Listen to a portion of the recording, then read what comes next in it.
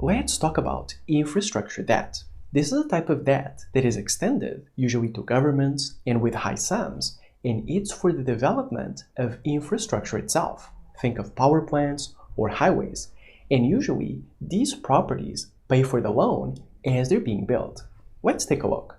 Infrastructure debt consists of financing the development, expansion, or maintenance of infrastructure, which itself can be public or private.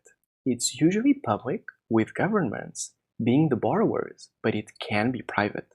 Think of it the following way. Most people asking money to develop a power plant will be government, but are there corporations that also do it? Absolutely.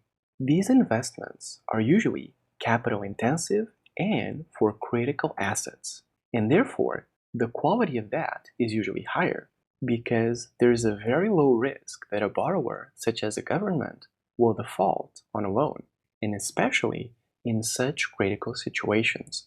The vast majority of infrastructure debt is directed in investments in utilities and transportation.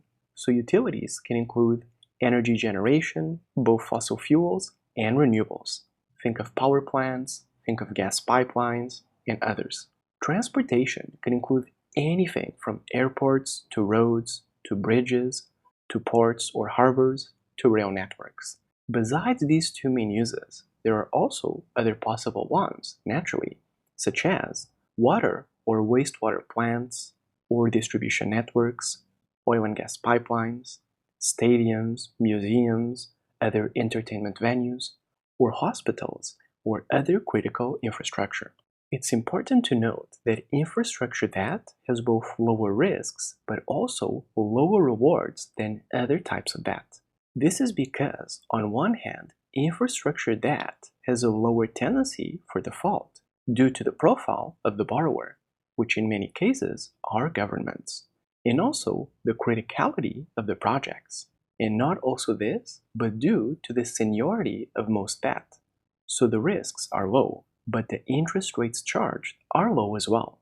It's very senior and very stable debt, with both its pros and its cons. It's important to note that, although infrastructure debt is mostly financed with senior instruments, it can be financed with instruments that are either above or below investment grade. Both can happen. So usually, when the instruments are above investment grade, such as senior secured bank debt or senior secured private debt, banks are the majority of lenders here. But when the instruments are below investment grade, such as junk bonds or risky mezzanine, private lenders are the majority. These investments are also usually longer term than others, possibly 5 to 10 years minimum.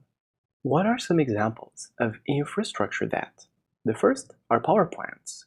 When you consider the complexity of power plants, and whether fossil fuel or renewable ones, compared to roads or bridges or others, it's easy to see why they take the lion's share of capital in this space.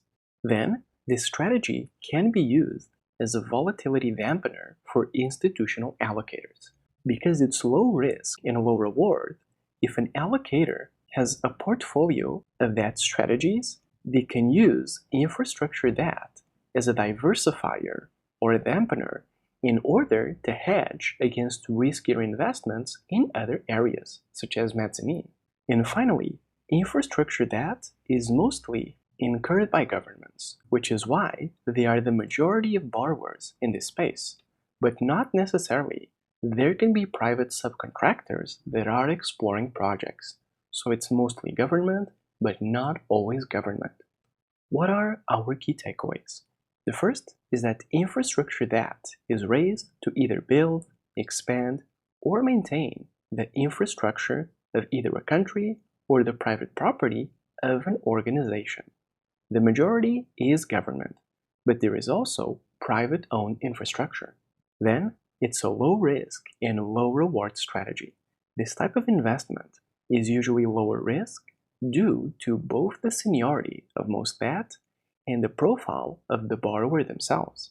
But it's also low reward tied to those very same reasons. Then, infrastructure debt can be senior or junior. It is frequently senior debt provided by banks and secured, but it can be junior and unsecured through high-yield bonds or mezzanine debt. So as we see, infrastructure debt usually presents a lower risk profile, especially if it's senior and secured, both due to the criticality of the projects and the profile of the borrower, which are usually governments, so it's used as a portfolio dampener.